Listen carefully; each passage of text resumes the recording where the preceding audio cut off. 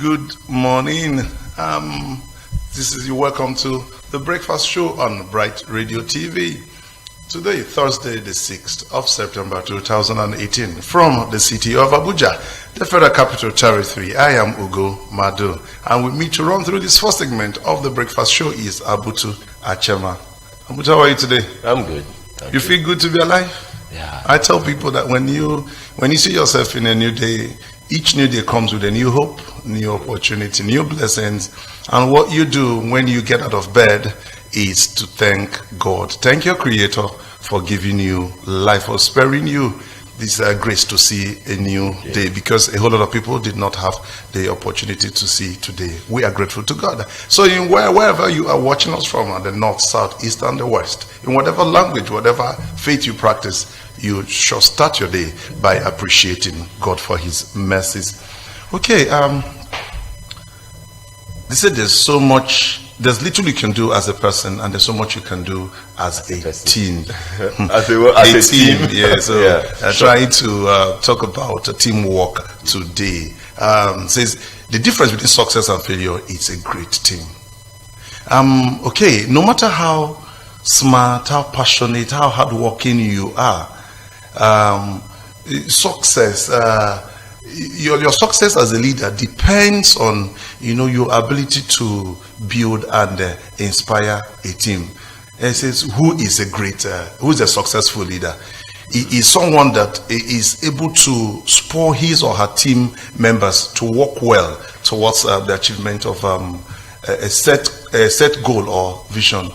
What do you have to say about that? Yes, I say, like I say, there is no man who is an island on his own, and we are human beings, we are social beings, so we need to socialize, to keep alive, and that is where the difference between a leader and a ruler comes in. So, what do we have in our setting here? In our setting in Nigeria, do we have leaders or do we have rulers? Well, obviously, I'll leave the inescapable conclusion to our leader, our listeners out there, and our viewers out there, not to our leaders or our rulers, as the case may be. Well, you see, for you to be able to galvanize the needed support and to mobilize people towards the achievement of a goal or a shared vision, then you need to exercise those leadership qualities and skills, and not rulership. Okay, with this we say good morning again, top of the day. This is your daily starter to make sure that you start your day right on Bright Radio TV with the breakfast show. I am still Ugo Mado, and with me is Abutu Achema. We will go on a short break. When we return, the breakfast show continues in a minute.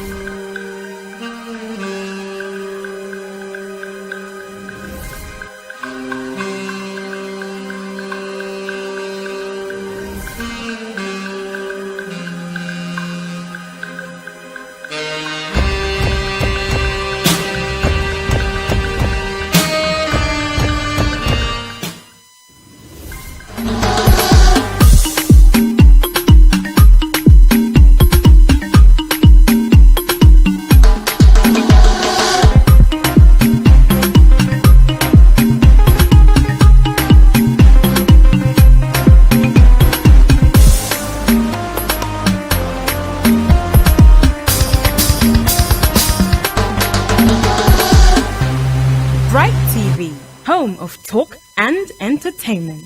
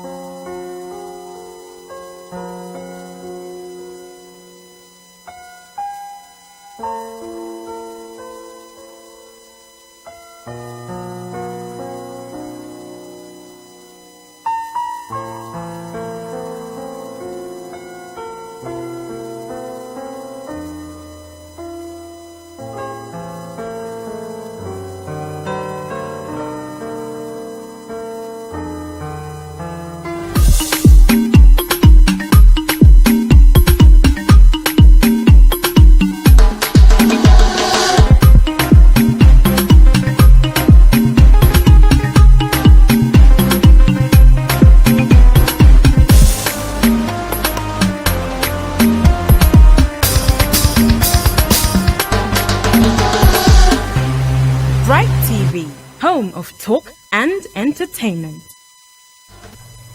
Okay, welcome back from that short break, talking about the health benefits of ginger and the weather report to help you navigate your day properly. Okay, we will be moving over to the major headlines across the news dailies making the rounds in Nigeria, the newspaper review segment of the breakfast show on Bright Radio TV. Okay, and it says on Daily Post, says Buhari signs $328 million deal with China, secures support on Mambila project. Again, it says that President Muhammadu Buhari on Wednesday secured the support of the Chinese President Xi Jinping for the building of 3,050 megawatts Mambila hydroelectric power project. The senior special assistant to the President of Media and Publicity, Garba Shehu, discloses in a statement from Beijing, China, where Buhari met with Jinping on Wednesday on the sidelines of the China-Africa Cooperation Summit. The two countries also signed agreement on the sum of $328 million for the Information and Communication Technology Infrastructure Backbone Phase 2 project. Abutu, what's your take on this? The president has been in China for a couple of days now, and then trying to negotiate some new transactions and new projects. Creating a new vista of opportunities. As claimed by the presidency for Nigeria and China in Africa towards development.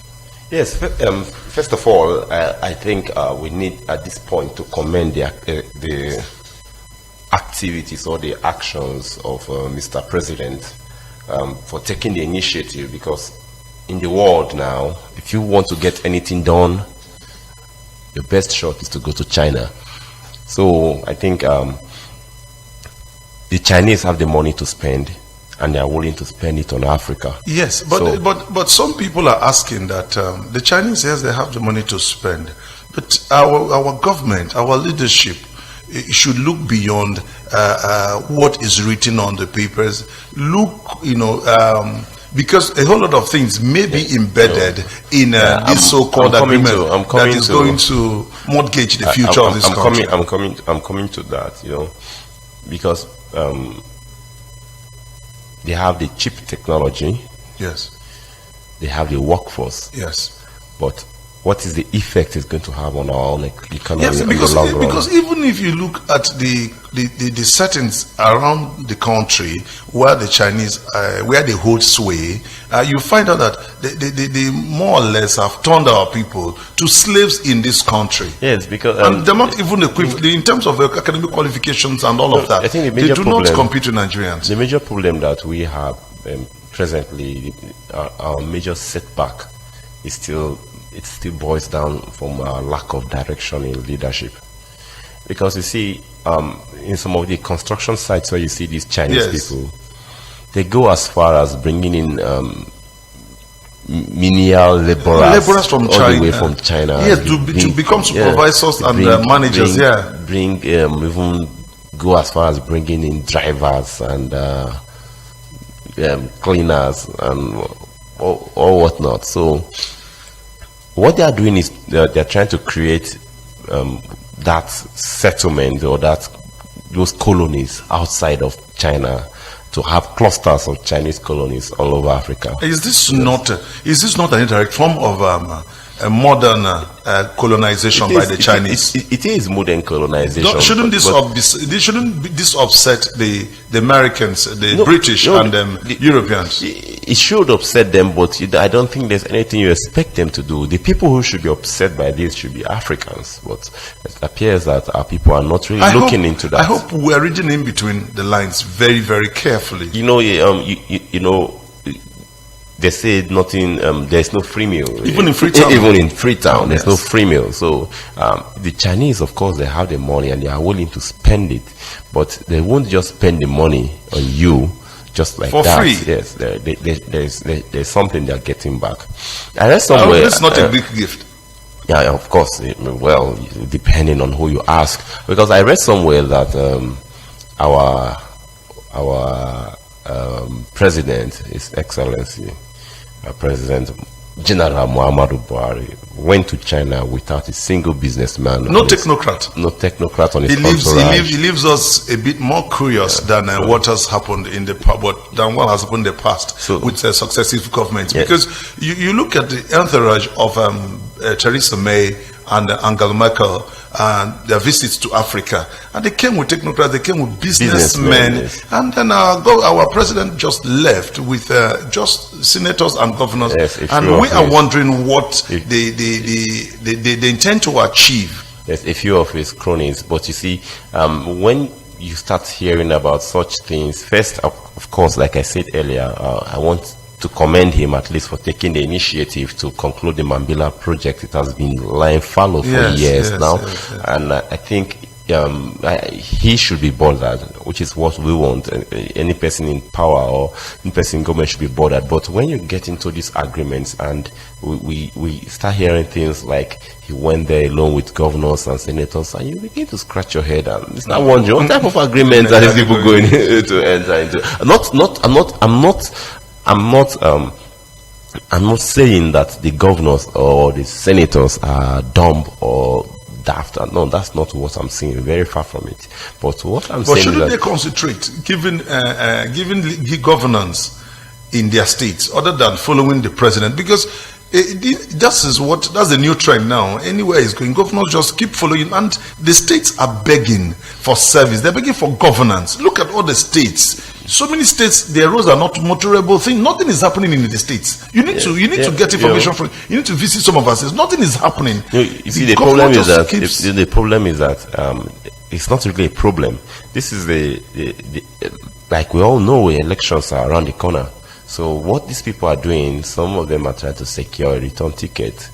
And then just a few hours ago, we heard that one of the governors who has not paid his workers for years went to buy a ticket, a presidential nomination form for President Muhammadu Buhari. So you see, it's not far from what you are saying.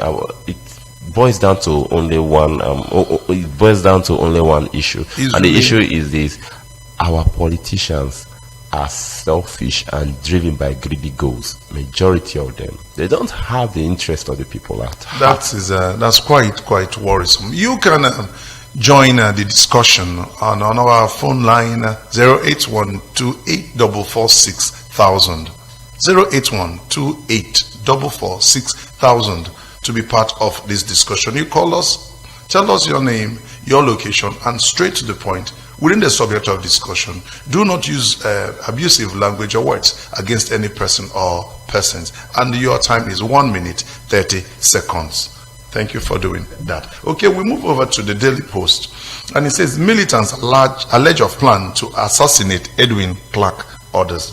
The militants have risen up again since after this issue that happened with the search at the residence of Pa Edwin Clark in Abuja. And they are even threatening to return to the creeks to effect disruption in activities in the oil sector downstream in the Niger Delta. And he says the militants in the Niger Delta, under the umbrella of the coalition of Niger Delta agitators, on Wednesday said the invasion of elder statesman Chief Edwin Clark's residence was to assassinate him for championing the cause of the Niger Delta people. The militants, condemning the invasion, described it as a frame-up by Buhari's administration through the Office of the Inspector General of Police, conniving with some top government functionaries from the Niger Delta region.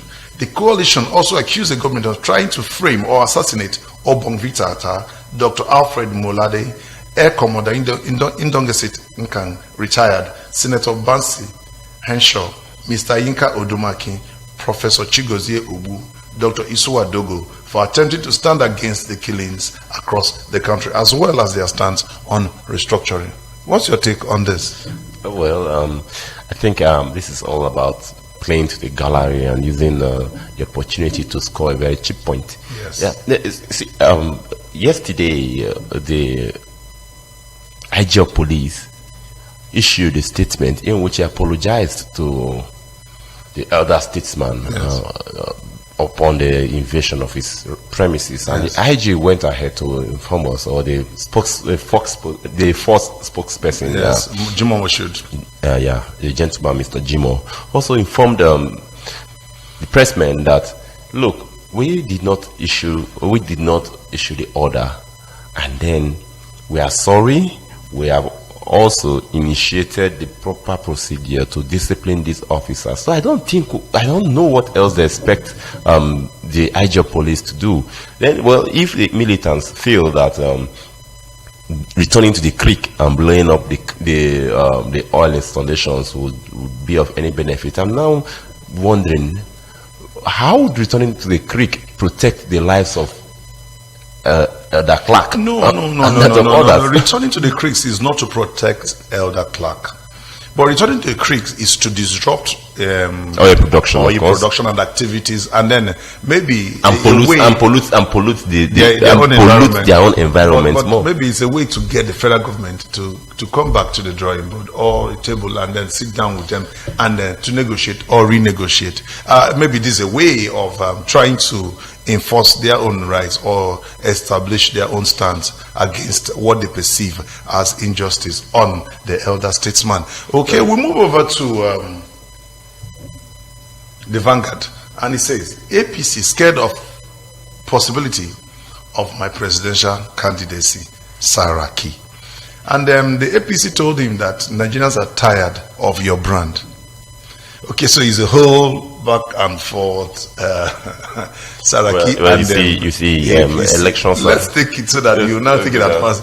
It says All Progressives Congress, APC, has welcomed Senate President Dr. Bukola Saraki into the 2019 presidential race on the platform of People's Democratic Party, the PDP, with a reminder to him that Nigerians have become tired of his brand of politics.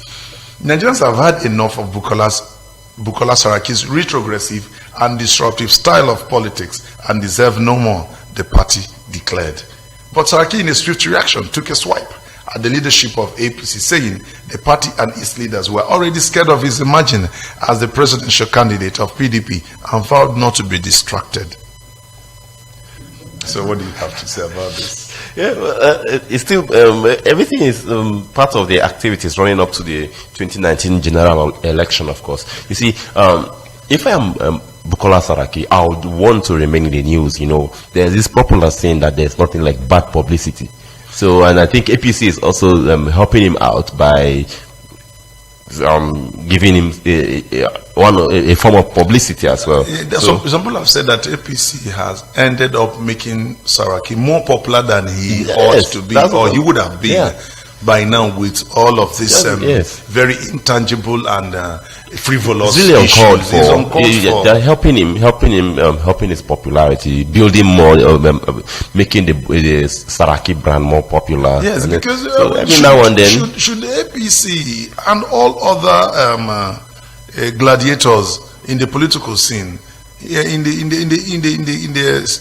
of governance of Nigeria, should they not devote more energy to governance than this bickering and this name calling and grandstanding? By going by Nigerian style of politics, by the stage at which we are now, governance or leadership has been relegated. So the only thing that matters to politicians now is how to secure a return ticket and how to politrick their way back into office or politrick the other person out of power. That is the only thing that matters to them. And when they keep driving at that goal, many of them forget the main aim why they are there. Because what is happening in APC now, I think APC, their cup should be full. They have enough on their table to deal with. So I hope they can survive this. I just really hope they survive this time, because I don't really think it's healthy for them to start delving into such issues as going after Saraki and name calling at this point. They're making the man's brand more popular than yours. Okay. From Saraki, we move to Imo State, and then from the Sun newspapers, and it says, Imo, Ararume is going to negotiate with Abga to fight Okorocha. It says, ahead of the 2019 governorship election in Imo State, an aspirant, Ifeanyi Ararume, an immediate past National Organizing Secretary of the All Progressives Congress APC, Osita Izunaso, yesterday had a 2-hour meeting with the national chairman of the All Progressives Grand Alliance, APGA, Victor Oye. The two politicians, who are in a running battle with Governor Rochas Okorocha, arrived at the party secretariat in Abuja at about 1:30 p.m. and headed straight to the office of the APGA's national chairman. They left at about 3:30 p.m. Imo in the news again. Continue, please. Imo in the news again. You see, Okorocha has made himself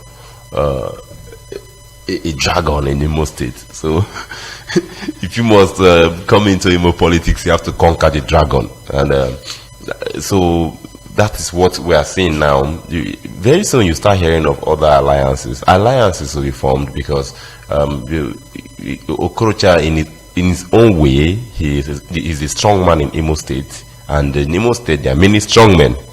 So you see that by the end of the day, only one person can be the governor. Yes. So many of them are going to enter into such alliances. You see measures and acquisitions. Yes, I think what is uppermost in their minds now is how to unseat Okorocha and his supposed son-in-law. And that is what is uppermost in Okorocha's mind as well is how to remain in power through his son-in-law.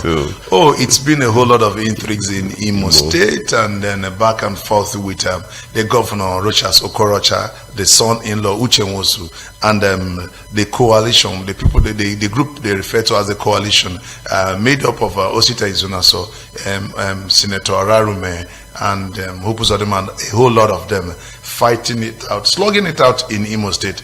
Shodu Imo will be a wonderful battleground come 2019. Well, we'll keep you updated on that issue from Imo State. We will invite the stakeholders from both sides in Imo State to come and tell us exactly the true situation of things as it happens and is that evolves in Imo State politically. Okay, from that we'll move over to the Vanguard, and it says political tension. Nigerian stock market now ranked worst performing in Africa. This is very worrisome for the financial analysts, for the investors, and the entire market. It's not a very good piece of news for us as a country. And he says the series of tense political developments in Nigeria, coupled with some negative macroeconomic statistics, have taken a huge toll on the competitiveness of Nigeria's stock market, crashing the ranking of the Nigerian Stock Exchange, NSE, to worst performing in Africa 2018. And what do you have to say to this, Abuto? This is very worrisome. This is very worrisome. It's bad. And our leaders, the political class, they don't even know that the impact. There's a very huge impact made by their actions, by their utterances, their disposition, their body language, across the country regarding political issues. See, when someone made a comment, you see, a person made a comment about 97% and 3%, 97% and 7% support. I can't remember how the exact equation. Yes, 95%. The very next day, our stock market dipped. That was the beginning, and it has not recovered since then. You see, whatever happens in the political scene affects the stock market directly. Yes. You see, yes. If the market reacts to the because government policies and actions. Investors will start having a second thought about bringing in their money. Because when you start seeing a government that will go out to the country to negotiate deals for businesses, and you start wondering, what is this person going to tell them?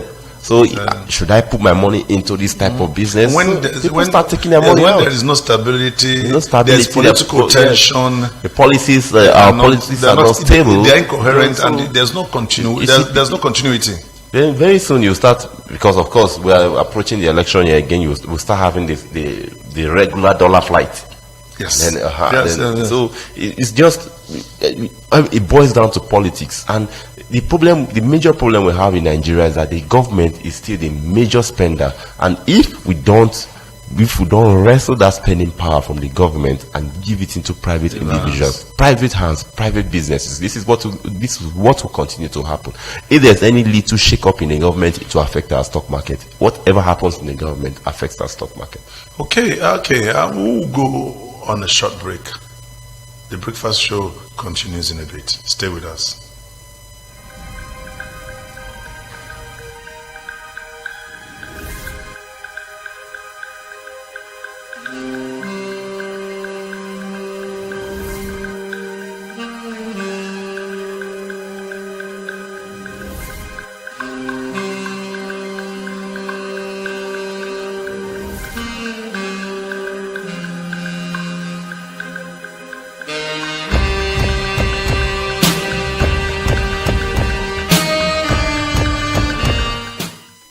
Want to know what's happening in the world of your favorite celebrities, and you always want to be up to date with trending videos, hot topics, as well as celebrity gists, Savage tweets also. The Queen of Savage has got you covered. Join me every weekday on Entertainment Gist from 2 to 3 p.m. on Bright TV, channel 101 on TSTV Africa. I do not gossip, I speak vital information.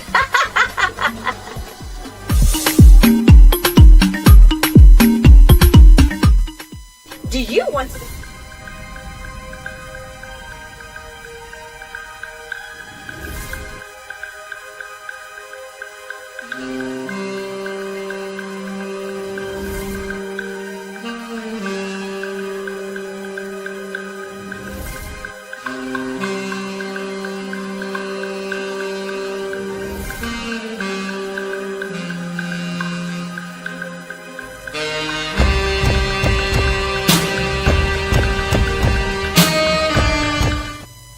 Okay, welcome back from that short break. You are still watching the breakfast show on Bright Radio TV. We are on the newspaper review segment.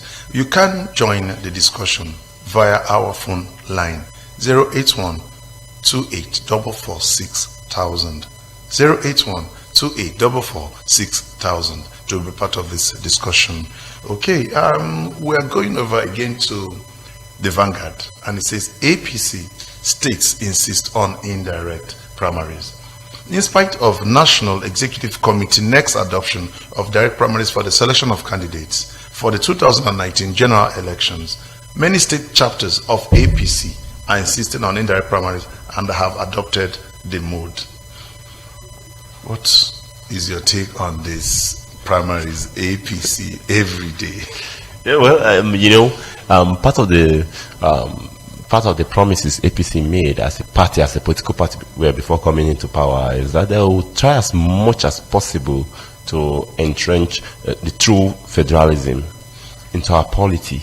So, when is it true that it starting I think it's starting with the party itself. I think it's starting with the party. So they should show the political will. Yes, so that by setting the standards and the example for the people to follow. So if the national executive is saying we want direct primaries, and then the state executive or the state council are all saying no, we don't want direct primaries, we want indirect primaries. Well, that is true federalism, so they should encourage it. But my issue is, what will be the effect that is going to have on the party itself? But the truth is, if direct primaries is going to throw up very popular candidates, don't you think it's better for the APC? It's safer for any political party. It's safer better for so that any aspirant that loses out would know that he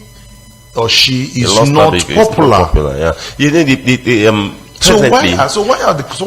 presently, why is it that some of the political leaders are opposing this? No, presently, concept? For us as a nation, I think this is one of the best things that has happened in our electioneering process. The introduction by APC of the direct primary. So are you indirectly asking the PDP and other political parties to every adopt political party should toe that line?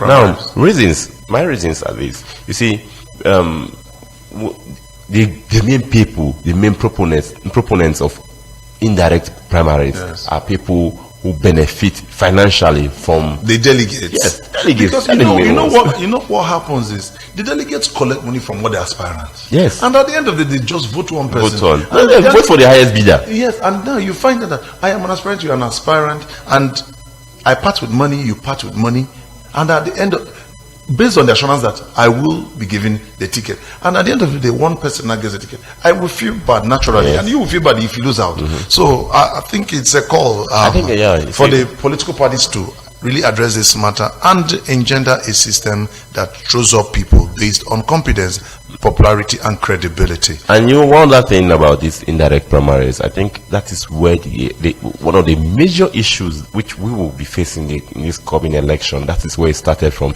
the issue of vote buying. It started actually from indirect primaries. Yes. And I think this direct primaries is a way to address it. And I will encourage INEC to as well make it mandatory for political parties. Okay, we'll look at that at a later time with an official from Independent National Electoral Commission and some of the party officials. Okay, going over to the Guardian, it says on business, the Nigerian Civil Aviation Authority, NCAA, and Federal Airports Authority of Nigeria, FAN, yesterday certified Akano Ibiam International Airport, Enugu, safe for operations. The clearance, which came after the inspection of the facility by the two agencies, was sequel to an earlier condemnation of the gateway by Southeast governors. They had deployed its runway and other facilities therein. But the two parastatals maintained that the airport's runway and airfield lighting were still of international standard that could run for 24 hours. You know, yesterday in the news, we did say something about Akano Ibiam International Airport, Enugu, from a report by the Southeast governors condemning the state of the airport that needed urgent attention by the federal government or the agencies relevant to the issue. And today, the two agencies have come out to say that the airport is safe. What do you have to say about this? Yeah, well, I think for the southeastern governors to raise the issue, I don't think they just woke up one day and started the agitation. You see, if the airport, they are closer to the airport, and they use the airport, so they should know. So if they come out to say these airports, the runways are bad, I think someone ought to look into it. And I want to thank the Federal Aviation Authority for the swift nature in which at least the response. The response. At least if other agencies of government respond can like adopt that, this strategy and make sure that they are responsible and they are responsive because as I well. I like the fact that when these complaints were made, they sprung to action, and at least they have inspected the place, and if it is of international standard, which they claim, and we all believe them, that doesn't mean there should not be routine maintenance. Yeah, there should be routine maintenance. So there should be routine maintenance. If it is of international standard, there should be routine maintenance to keep it and maintain it at that international standard. Okay, still on The Guardian. It says 7 PDP governors back Saraki's presidential ambition. As the People's Democratic Party PDP fixes October 6, 2018 for the primary to pick its standard bearer in next year's presidential election, there are strong indications that 7 serving governors have thrown their weight behind the candidacy of Senate President Bukola Saraki. The former Kwara State governor, who recently defected from the ruling All Progressives Congress to the PDP, has already purchased a presidential nomination form and expression of interest form for a few days ago after his public declaration in Abuja last week. Inside sources said since his defection, which many associates described as homecoming, Saraki has been consolidating on his strength to secure the ticket by renewing friendships in and outside the political circle. However, the APC has claimed that the Senate President lacks the capacity to administer the country. In a statement by its National Publicity Secretary, Yekini Nabena, the party alleged that Saraki was an abysmal failure and is totally incompetent to offer himself as a candidate for the leadership of Nigeria. Do you agree? Do you concord? Well, do you say no to this? With the statement of the APC, like I said earlier, the APC is making the Saraki brand more popular than his image makers. Now, when he was Senate President, when he decamped initially to APC, yes. When he joined APC, he became Senate President and delivered his state yes. to the APC during the national election. 2015. Of course, yeah. Then he was competent. Now he's incompetent. As the Senate President, he was very competent. Now he has crossed the bridge. He has become incompetent. So that means it's quite instructive at this point that the criteria for measurement of performance by our political leaders or the political class is not to better the lot of Nigerians. No. It's not to serve their individual and selfish purposes. Because because he is part of your party, he is competent. Then he has left your party, he is no longer incompetent. competent. And you're not telling us facts. You're not presenting facts and figures. Okay, healthcare, education, poverty alleviation, unemployment, and these all statistics. You're not bringing them. You're not reeling them out to convince us. You just want us to condemn him because he has left your party. You see, whoever is Saraki's image maker, half of his job is being done for him by the APC, so I don't think he's going to be stressing himself. But what Saraki is doing, he has gone a long way to show that actually he is a seasoned politician. Yesterday we had the news that he has brokered the deal with some senators from the northeastern part of the northeast and northwest, and now today we are hearing that seven governors are already supporting his bid. You see, gradually he's beginning to gather steam and he's beginning to gather followers. But there's something that I've noticed personally about Saraki. He doesn't engage in this battle of wits. Rather, he's a bit subtle, if you ask me, and doing his job on the ground, trying to tie the knots, dot the I's and cross the T's. When it comes to Nigerian politics, the Nigerian political system, I think Saraki in this crop of politicians, I don't want to call them the new generation because they are still the same old. They've been there. Yeah, I think in this crop of politicians. I think Saraki has his own way of getting things done, and which is quite different from the norm, from what the others are doing. They lay down old rules. He just gets it done on the ground, and then he keeps amazing people. Yeah, and then he lets you to do the job for him of criticizing him and making him more popular, which is what exactly is playing out now. Attracting sympathy in his favor. Yeah, exactly. So if APC or his what do I call him, his opponents, if they can manage to keep silent for a while and then ignore him for a while, which is what he has been doing,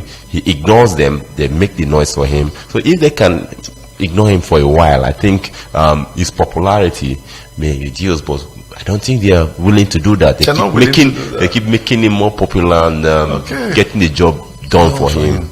Okay, we'll move over to the leadership, and it says Sokoto APC endorses PMV, passes vote of confidence on Wamako.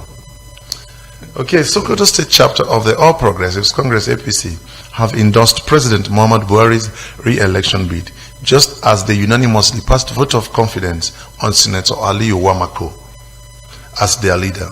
The resolution, which was taken after the party stakeholders meeting, also include adoption of indirect primaries as well as consensus candidate for elective positions in the state. Presiding over the meeting, which had in attendance executives from both the state and local governments, as well as other relevant stakeholders, the state deputy governor Ahmed Aliyu Sokoto said Wamako remained a respected leader in the state, and the way and the manner the Sarkin Yaki Sokoto is manning the affairs of the party. And the meeting has also unanimously endorsed President Muhammad Buhari as the party's sole presidential candidate for the forthcoming polls. You know, since Tambuwal defected to the PDP, it's been pockets of issues, alliances, coalitions, endorsements and counter endorsements here and there. His aides leaving him aside, his deputy on the other side of the divide, and Tambuwal seems to be standing alone. Or does he have backing from the caliphate? Well, no, I don't think the caliphate doesn't back any political party or any candidate. The caliphate is very, very neutral when it comes to politics. The caliphate doesn't back any candidate or any party. They don't endorse the caliphate. The Sultan himself would not endorse any candidate. But Tambuwal is one of them. Tambuwal is also a product of the caliphate. Tambuwal is the child of Sokoto State, just likewise Wamako, any other person, any other indigene of Sokoto State. If Tambuwal is to go visit the caliphate, he'll be received. Likewise, if Wamako is supposed to go visit the caliphate, he'll be received. But you see, the thing about the issues in Sokoto and with the APC is that, look, let's go back to the beginning. APC is actually a coalition. Yes. Yeah, with different parties coming together with their own different political ideologies, unlike the PDP. So when such things happen, when you have a state like Sokoto endorsing the presidency, endorsing President Muhammadu Buhari, and then in the same document they tell you that, look, we are not in for your direct primaries, we want indirect primaries. You see, you begin to see those lines of division here and there. And then you now start hearing things like consensus candidate and all those things.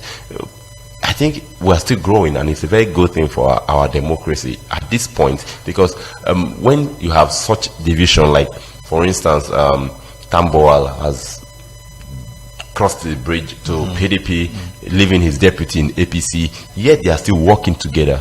They are still working together for to make the lives for the indigents of Sokoto better, which is what we want. We We don't. But the people in the south don't play such politics. Yeah, that's what I'm talking about. So, okay, you can imagine in State now, the deputy Madumere and Rochas. Yes, you see, there's a very big issue with them in Imo State. So this is what we are clamoring for. If politics of bitterness. Yes, if I don't agree with you, it doesn't necessarily mean that I should be thrown out. If I don't agree with you, but you know that look, I'm making reasonable contributions. But we must not always agree. That is it. We are human beings. Okay, I go back to this day again. Politics is politics. Is politics.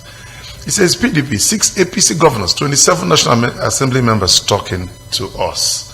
And it says the ruling All Progressives Congress may soon be thrown into another turmoil as the People's Democratic Party, the PDP, Wednesday claimed that it is concluding discussions with 6 state governors and 27 members of the National Assembly elected on the platform of the APC ahead of their defection to the party.